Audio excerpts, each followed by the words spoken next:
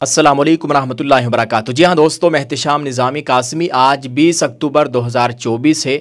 इस वीडियो में 3 ख़बरों से आपको आगाह करेंगे। पहली ख़बर दारुल उलूम नदवतुल उलमा लखनऊ से है, दूसरी ख़बर दारुल उलूम देवबंद से है, तीसरी ख़बर ओवैसी साहब के ताल्लुक़ से उन्होंने चमोली उत्तराखंड के मुसलमानों के ताल्लुक़ से एक बयान जारी किया है। आपसे गुजारिश है कि तीनों खबरें बहुत ख़ास है, इस वीडियो को मुकम्मल देखिएगा। जी हाँ नाजरीन, पहली खबर से आपको आगाह करते चले, दारुल उलूम नदवतुल उलमा लखनऊ से एक बहुत ही अफसोसनाक खबर आ रही है। नाजरीन किराम, आज 20 अक्टूबर 2024 बरोज़ इतवार है। मोतबर ज़राए से मिली जानकारी के मुताबिक दारुल उलूम नदवतुल उलमा लखनऊ के आलिया सालिसा के एक तालिब इल्म मोहम्मद नजमुल हक का आज इंतकाल हो गया है। इन्ना लिल्लाहि व इन्ना इलैहि राजिऊन।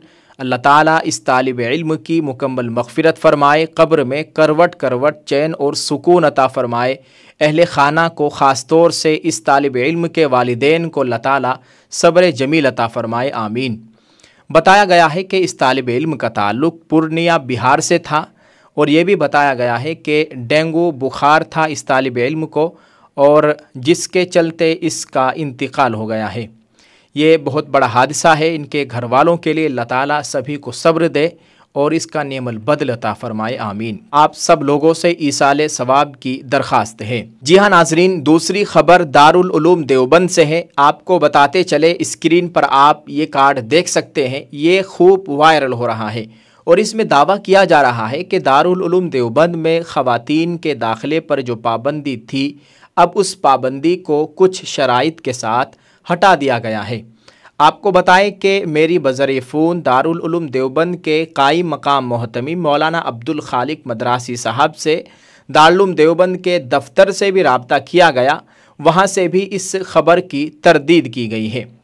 मोहतमिम साहब ने और दारुल उलूम देवबंद के दफ्तर से इस खबर की तरदीद की है।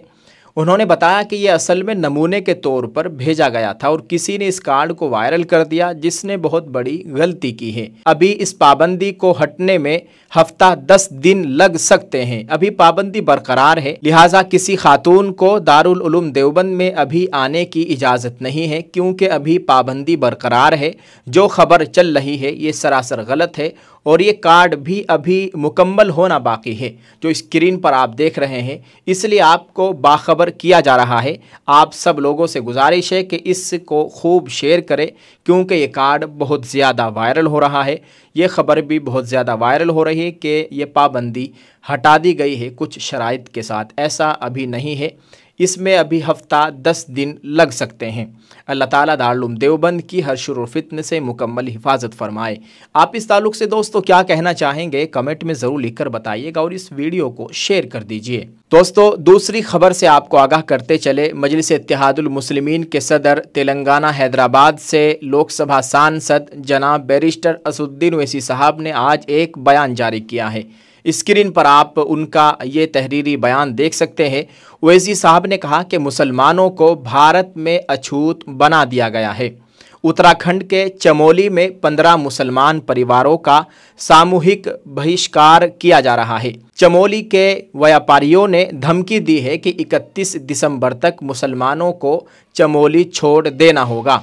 अगर मकान मालिक मुसलमानों को घर देंगे तो 10,000 रुपये का जुर्माना देना होगा। ओवैसी साहब ने कहा कि ये वही उत्तराखंड है जहां की सरकार समानता के नाम पर यूनिफॉर्म सिविल कोड लागू कर रही है। क्या चमोली के मुसलमानों को समानता और सम्मान से जीने का हक नहीं है?